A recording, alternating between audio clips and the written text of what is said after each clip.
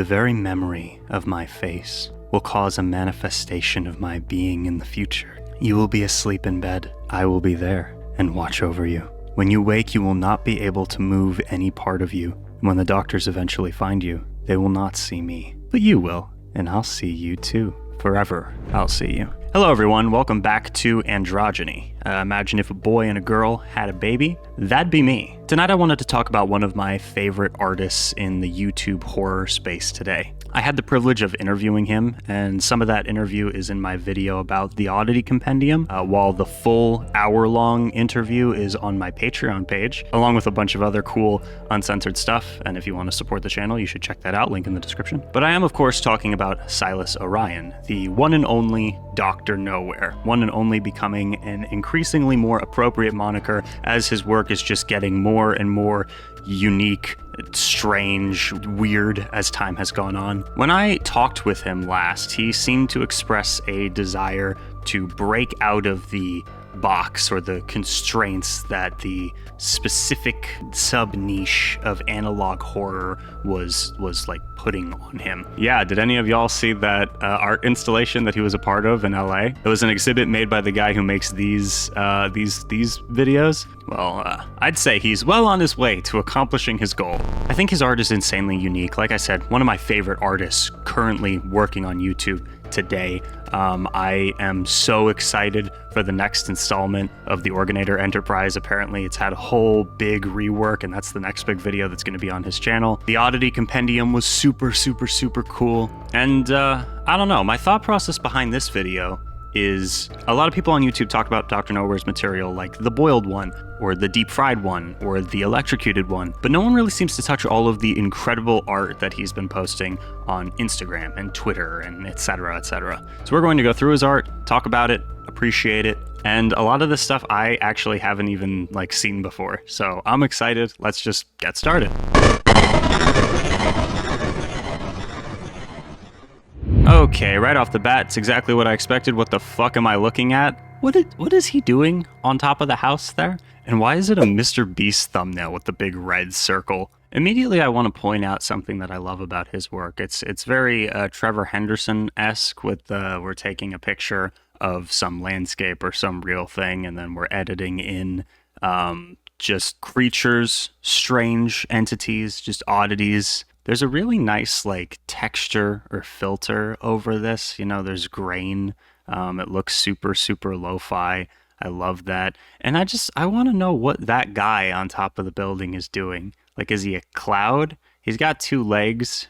It almost looks like he's on a cross or something. And is that little tiny thing on top his head? Tumor head, tumor head, tumor head, tumor head, tumor head. Only $6. Buy it now. So as we can see, this right here is Tumor Head. He's got a strange skull-like appendage jutting out of a boulder-like appendage. We can see some delightful veins running down his arm. This thing's just nasty. What the fuck is going on here? He seems happy, though. He seems to really be enjoying having the tumor in his head. And you know, I think that that's a positive thing. I'm happy for him. I think that we should all enjoy having tumors in our heads. You know who you are. I'm so sorry. He also seems to be amidst a cloud of cotton candy for some reason in the white light of infinity or heaven. Very odd. I'll get you, my pretties, and your little dog too. So here we have almost a collage. We've got a picture of just a hand. Then a little below that, we've got what looks like the cell of some kind, a jail even, with two chairs, one that seems to be intact and one that seems to be falling the fuck apart. And then we have this monstrosity, this mix between a birdhouse and a head, but the face inside the head doesn't seem like the face that belongs to the head, if that makes any sense. Also, there appears to be a rogue AC unit kind of jutting out of the thing. I have no idea what the thought process is behind this. You're going to find that's a recurring theme. I have no clue what's going on in any of these pictures, and I dare you to know what's going on in these pictures, because I don't think you do. Whoa, holy shit, this one's gnarly. I love this. Okay, so first off, we've got Is that like a bomb in the background? It almost looks like a nuclear wasteland. That thing's eyes. Something is not right with those eyes. The hat almost seems like it's a part of him. Like it looks like it should be a top hat, but it also looks like it's made of flesh, which is pretty fun. I'm guessing that that face over there is his face, but that one has a tongue. I don't think that the main one has a tongue. What does that one's tongue do, you might be asking yourself? What'd that tongue do? As his face changed to mine. He's almost like a mimic or a doppelganger, stealing people's identities like a jerk. He shouldn't be doing that. You know that moment when you go looking for your hammer and your suspiciously hammer-shaped creature is like, no, I have no idea where it could have gone. What is this thing? He looks like the bug, the roach from the Kafka story, Metamorphosis. Why are his limbs like that? I don't understand. Also, where is he? Looks like this looks like a stamp for a postcard or something. I'm imagining putting it onto a letter and shipping it out and the person receiving it, and then the thing crawls out of the stamp to, I don't know, jump into its eyeballs or something. Something wild, just something crazy, something from Alien maybe. Those eyes have nothing behind them. Striking resemblance. So here we have the elusive backyard angel. They seem happy. I love the tendrils coming out of the sides of this glowing, happy creature. I'm wondering, would you be scared of this if you were like a little kid and you saw this in the backyard and you just assumed it was an angel? What if it was like, be not afraid? Do you think those tendrils coming out of its head flail around, or do you think that they're kind of stuck in those fixed positions? It almost looks like the surface of a very, very tiny sun. Okay, so this looks like a reference to the Organet Enterprise. We have a little flower in the middle of a field and a not so little creature. I like the design of it. It looks a little bit different than the original design of this particular monster, but the reference of scale actually makes me think that this thing isn't that big. He's pretty small, at least compared to a human, which makes sense since that specific creature kind of felt like childlike in nature. The things that it did, the things that it said, it was trying to either mimic a child or a offspring, like young, or it was just like actually a young version of whatever this specific creature is. Maybe it was made by the government. The enterprise element has always confused me. I don't know. Anyways, let's continue. Okay, so he constantly posts on his like stories just pictures from his sketchbook, and I love these so much. The endearing little guys. That's basically his entire thing, is creepy little guys. And here we have nervy. So as you can see, either nerves or maybe veins are just bulging out of his skin all over. Either that or he's like translucent. I can't quite tell. And he has one really, really long arm that's doing this, and then one really, really, really small foot. Or instead of it being really small, maybe that's perspective and he just has one really, really long leg that's stretching like a mile back behind him. He doesn't seem fazed by how long his leg is, though. Okay, so for this next one, I didn't notice anything for the first couple of seconds of looking at it, so I'm just gonna show it to you for a second. You see it? It's Germa. I really love how ominous this one is, the kind of gray colors and how smudged and faded everything looks, almost like it's a half-forgotten memory. And it even feels dreamlike with how big the face is. Like, this is something like if I was a child and I was walking around the neighborhood and I looked and saw through a window a face, and it scared me for some reason, and years later I imagine it as way bigger than it actually was. The houses are also really close together on this street, and everything's kind of tilted and angled, and there's these shadows. I don't know, the atmosphere is really compelling to me. So something that Dr. Nowhere had started doing recently is adding these like picture borders around the art that he was making. This is the first one of these creatures that doesn't look fleshy to me. It looks almost like a test dummy for like a car crash. And yet its limbs are getting ever longer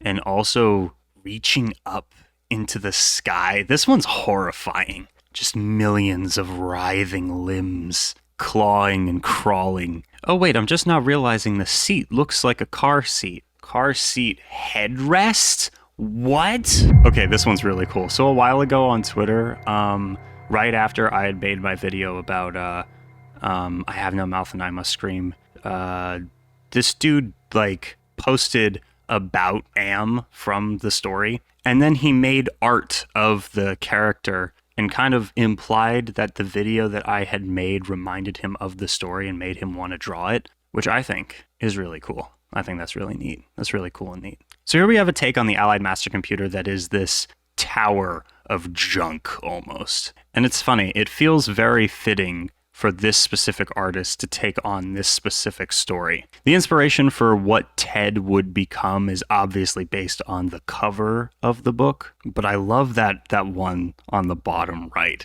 as it's like slowly turning and pulling itself along. I love the wires, or maybe they're veins or nerves hanging out of the ears, the kind of useless limbs underneath the creature, and how we can see Am on the bottom just looming over it, almost pushing it forward and continuing to mutate its DNA. Okay, so this one isn't art. This is just something he posted that was in Roblox. This is the boiled one in Roblox, the boiled cube, if you will. Here we have a man who has brought his prized possession to the Doohickey Convention. And I'm just wondering, do you think they would shun me if I were to bring my thingamajig? Something about this one really reminds me of Shel Silverstein, especially the kind of dirty junkyard look of the contraption itself. Oh boy. Okay, so here we have a man who has purchased a new device. This is the sleep tank. You just inhale from the sleep tank and it helps put you to sleep. Now, what they don't tell you is that along with the sleep tank comes the shadowy figure with a ladle who's going to beat you over the head until you are unconscious. I love the detail that the little ladle guy is crying because he doesn't want to hurt the poor cubed-headed man, who seems very content to just keep sucking on the sleep tank hose. I wonder if that little antenna is what called the shadow creature. Here's a bunch of doodles and sketches that feel very childlike to me, even though there's a lot of like danger in them. Lots of electrical devices, lots of wires, but there's smiles. It's like there's a piano and a TV and the little sun-headed creature. It reminds me of the last couple videos Dr. Nowhere's uploaded to their YouTube channel, where everything was a lot more calm. Things were not scary in the same sense. They were more just like thought-provoking. And as this artist has developed their style, it kind of is reminding me of when I discovered Jack Stauber for the first time. Look at the thing that's plugged into the TV though, with like the bone, the spine, and tell me that it doesn't look like it's a person holding the spine with the little balloon or the little light bulb or the whatever that is at the end of it, that's in that almost satchel. And here we have a lovely pig wearing shoes. He seems content with his life, content with the shelf, content with the thoughts that remain inside his head, which are few. He seems like someone who's looked at the world and come to the conclusion that it is good, that it is a place worth living in, that it is a place worth saving, fighting for. And that's something that I aspire in my everyday interactions to. That's an ideal I want to uphold. That's something that I can get behind fully. I can get behind that. You know what I'm saying? I bet you do. This is Willem Dafoe. Next picture. A disease has been detected on your device, and it's making its way into your bloodstream. Okay, so we're back to the cognitohazard thing. And I love this concept. I think it's a big part of why I was so drawn to the Dr. Nowhere material at first, because it's like this thing that gets in your head. Like,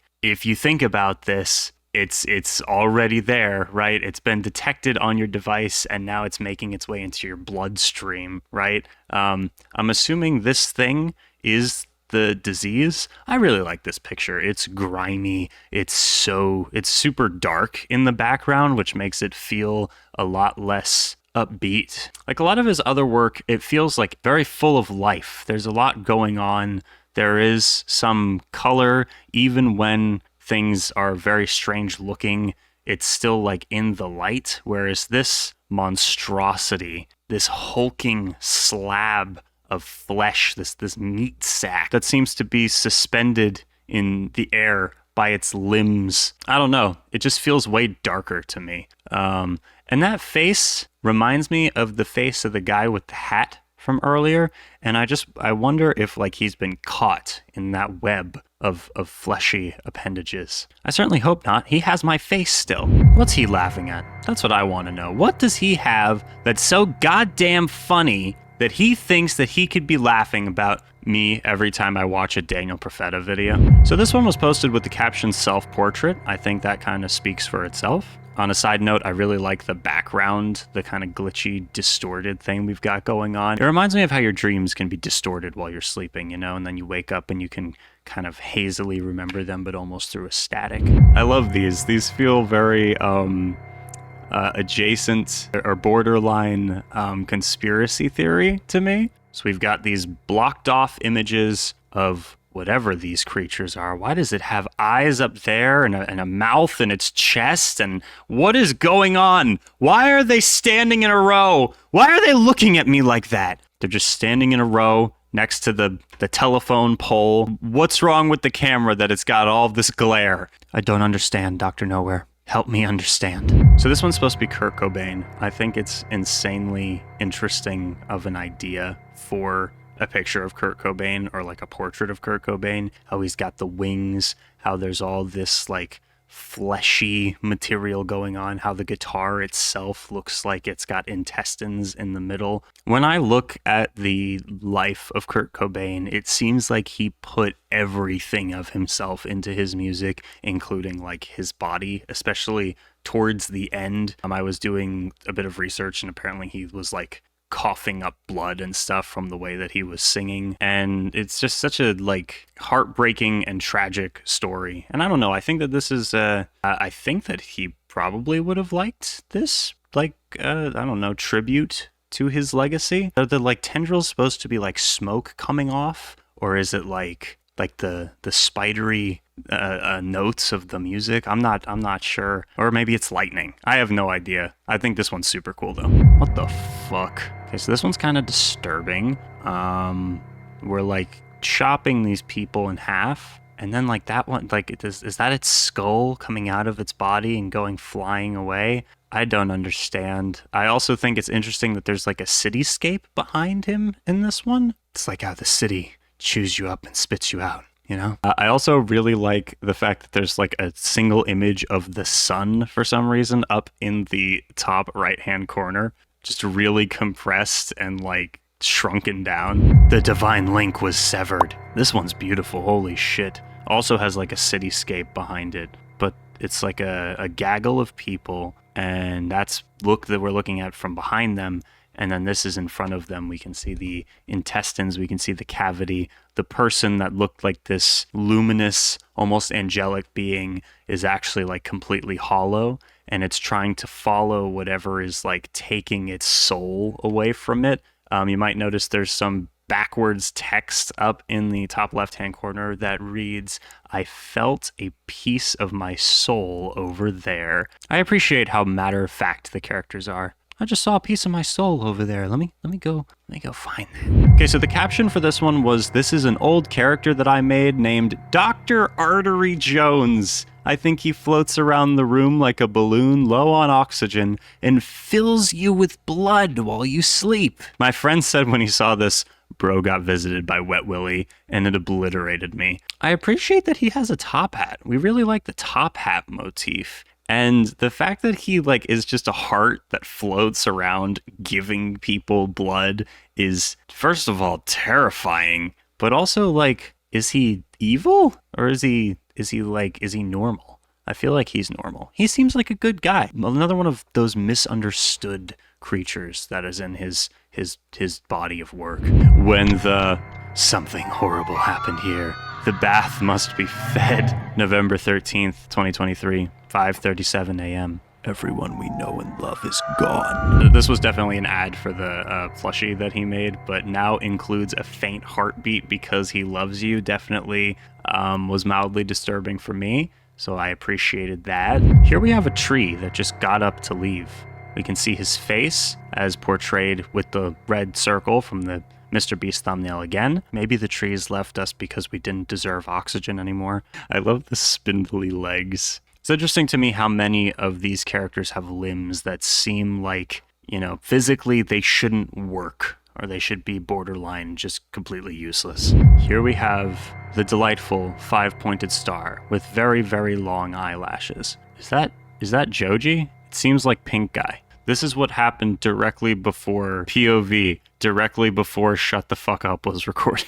I really like the added detail of how there are 2 towers having a conversation in the corner over there. Do you think they ever get sad thinking about their fallen brethren? I feel like there's a triangle in my head, guys. Help me, please, help me. The empty eye socket on this one's reminiscent of a skull, and the little wires coming out of it remind me of like an old rotary phone, but the one remaining eye feels very human, like something's trapped inside a body that it wasn't supposed to be in, terrified and alone, unable to recognize the monster that it has become. Dude, the art is so cool. Holy shit. This thing definitely looks like a demon. You can see a person seemingly hiding in the shadows in the, maybe that's a closet or a hallway. Looks like they've got their hand over their mouth. And this thing is massive, fills up this kind of unholy large space right near the doorway. And then on the side over here, we've got a picture of a window in a really big room. And I wonder if that's possibly where the inspiration came from. Maybe that's why it's being shown there, is that's like where he appears, or that was like how the sketch came to be. I love how detailed the face is on the creature, and yet how little detail is in like the actual room itself in the background. Just a couple lines to give you an idea of the borders of the room itself. Oh Jesus. Okay, this one's just horrifying. Holy shit. So this is what has become of the Jigsaw Killer, probably. You can see its ribs through its jacket, if those really are ribs, that is. Very pointy. Very, very, very evil looking. I'm not sure what to make of this background. I can see pipes and whatnot. I wonder if he's got like his hands in the air. Like, I wonder if he's like, no, don't get me. I wonder if that light, if we're supposed to be like shining a flashlight in his direction, or if someone's shining a flashlight from behind him and he's immediately like putting his hands up in surrender. But what's most disquieting about it, what's most unsettling, most disturbing about this guy is the fact that the bag over his head has that like smile carved into it, you know? Like, who wants to bet you take that off? He's not smiling. Or maybe he is. Maybe he's trying to. Something out of Evangelion, to be real with you guys. There's an angel approaching everyone. Now, I know that we have a really specific way of dealing with it, but it's very likely that it's going to get here, and then something's going to happen, and we're going to be like, oh my God, that was totally unexpected. I never knew something like that could happen. This is completely impossible. Then all the computers are going to turn from green to red, and then we're going to ask a child to get into a death machine to fight it, and the child's going to whine and complain until we make him get in the death machine to fight it, and then he almost won't be able to, and he'll get really hurt and like thrown in a corner and beaten up, and then at the very last second the machine that he's in will come to life, and then it'll be fine, and then they'll beat it, and then they'll all kind of get mad at him for doing something that he wasn't supposed to, regardless of the outcome. Guess what I've been watching recently? I love how it's just like a bag of intestines. Except down there, right there, do you see, it almost looks like a person like hugging their legs to their chest. That's so weird. I love the touch of the live reaction of the house in the upper corner. Now imagine if I'm in one of those windows. Yeah, I think that's enough nightmare fuel for me for one day. Thank you so much for watching. I hope to see you in the next video. And Dr. Nowhere, if you saw this, thank you for everything that you do. It's really cool. Really, really cool art. I cannot wait to see the next installment of the Organator Enterprise. I will see you all soon. Take care. Goodbye. We are Legion. Massive thank you to the people over on Patreon. That's Kira, AJ, Dark Beast, Black Aspile, Coyote, Cuba, Bat Noise, Phoenix, Hadley, Bees, Joy, Amelia, Boris, Panflute, Thomas, Audrey, Justin, Lou, Ray, ZK, Tom, Dave, Elkie, Stardrop, Nude, George, Joseph, and Mr. Fox. See you all in the next video.